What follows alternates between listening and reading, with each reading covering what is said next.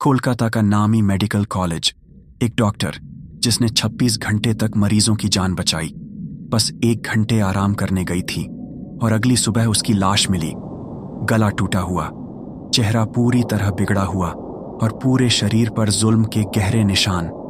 पीछे छूट गए बस वो सवाल जिनका जवाब आज तक पूरा सिस्टम देने से डरता है।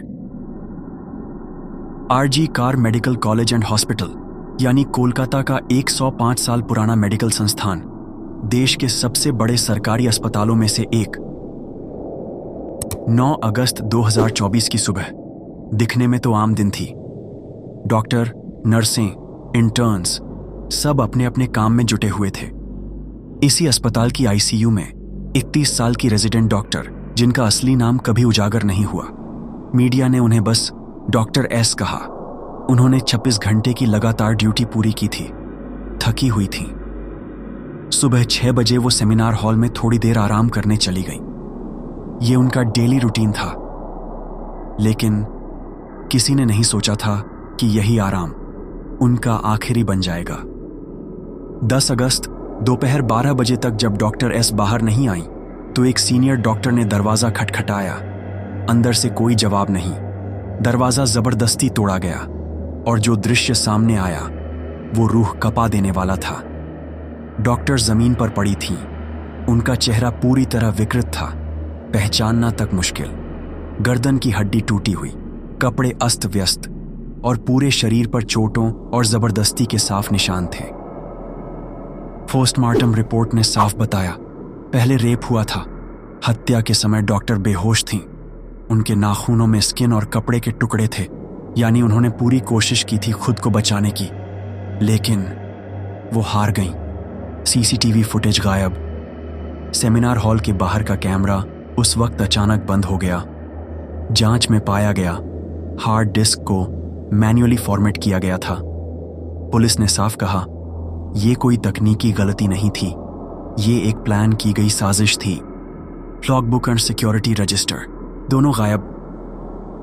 डॉक्टरों और स्टाफ की एंट्री का रिकॉर्ड ही नहीं मिला। एक सिक्योरिटी गार्ड ने दावा किया उसने गलती से रजिस्टर फाड़ दिया।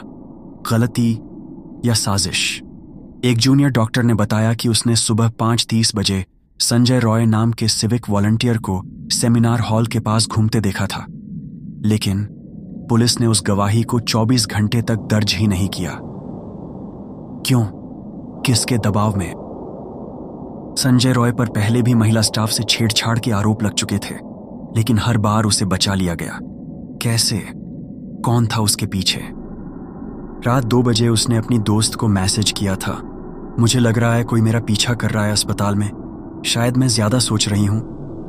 यह मैसेज उसकी हत्या से सिर्फ 4 घंटे पहले भेजा गया था। क्या यह इत्तेफाक था या एक चेतावनी? 10 अगस्त की रात संजय रॉय को हिरासत में लिया गया। डीएनए टेस्ट में पुष्टि हुई, उसके बाल और स्वेटर के रेशे डॉक्टर के कपड़ों पर पाए गए।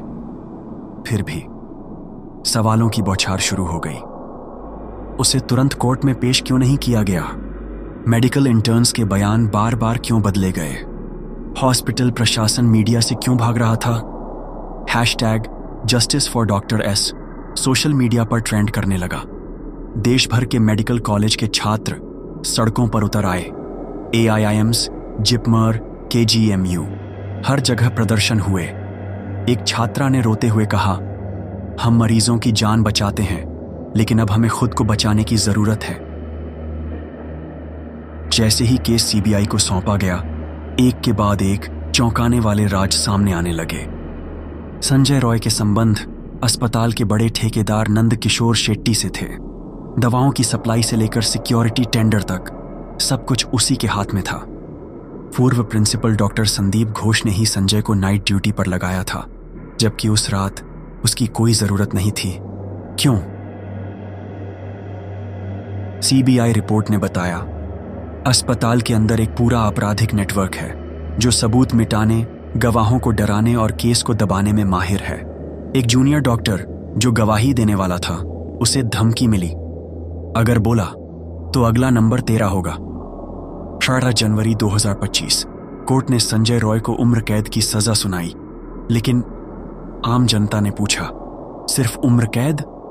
फांसी क्यों नहीं? डॉक्टर एस की मां ने कहा, मेरी बेटी तो चली गई, लेकिन अब मुझे सिर्फ इंसाफ चाहिए, वो भी पूरा इंसाफ, फांसी। एक आरटीआई में खुलासा हुआ।